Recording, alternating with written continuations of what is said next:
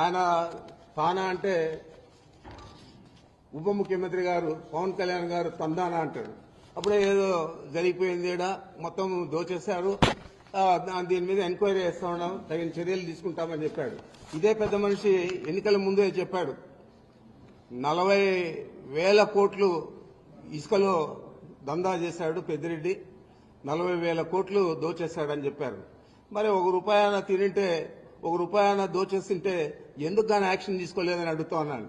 ఏ విధమైన యాక్షన్ తీసుకోకుండా మా ఫైల్స్ చూస్తే తెలుస్తారు మీకు ఏం రాశాను నేను అని చెప్పి. మరి ఆ విధంగా రాసినాను కాబట్టి ఈరోజు నన్ను ఏది ఎదిరించలేకుండా దాని గురించి మాట్లాడడం లేదు. ఇదే పెద్ద మనిషి ఆ రోజు ఎన్నికల్లోనే నేను రెడ్ శాండిల్ అంతా కూడా ఎక్స్పోర్ట్ చేశాను, ఆయన చేసిందంతా కూడా నేపాల్లో పట్టుబడింది, దాని మీద మేము అధికారంలోకి వస్తానే చర్యలు తీసుకుంటానని చెప్పాడు ఇదే పవన్ కళ్యాణ్ గారు. మరి నువ్వు ఫారెస్ట్ మంత్రి అయ్యావు, ఉప ముఖ్యమంత్రి అయ్యావు, మరి నేపాల్కి పోయి ఎందుకు గాను అక్కడ ఉన్న రెడ్ శాండిల్ తెచ్చి నేను చేస్తుంటే నా మీద ఎందుకు యాక్షన్ తీసుకోలేదని అడుగుతున్నాను. ఏది కూడా లేకుండా ఒక వ్యక్తిత్వ హననాన్ని చేపట్టే విధంగా ఈ ప్రభుత్వంలో ఉన్న పెద్ద మనుషులందరూ కూడా పనిచేస్తా ఉన్నారు. ఈ రాష్ట్ర ప్రజలందరూ కూడా గమనించాలని నేను కోరుతా ఉన్నాను.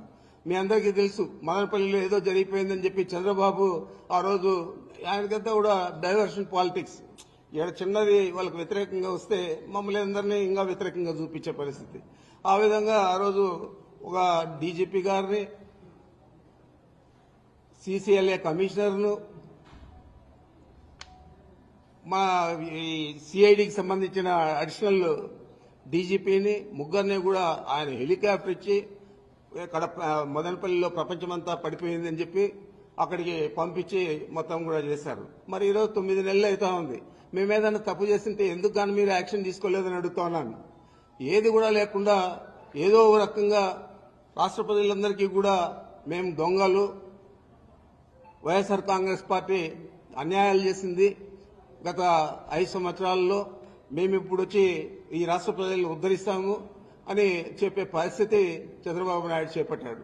నేను ఒకటే అడుగుతా ఉన్నాను, అయ్యా నువ్వు అన్ని హామీలు ఇచ్చావు, అబద్దం మీద అబద్దం చెప్పావు, అబద్దం చెప్పకుండా చెప్పావు, మరి ఇన్ని సూపర్ 6 అన్నావు, సూపర్ 7 అన్నావు, మరి నిన్నటి పరిస్థితి ఏంది అని అడుగుతా ఉన్నాను.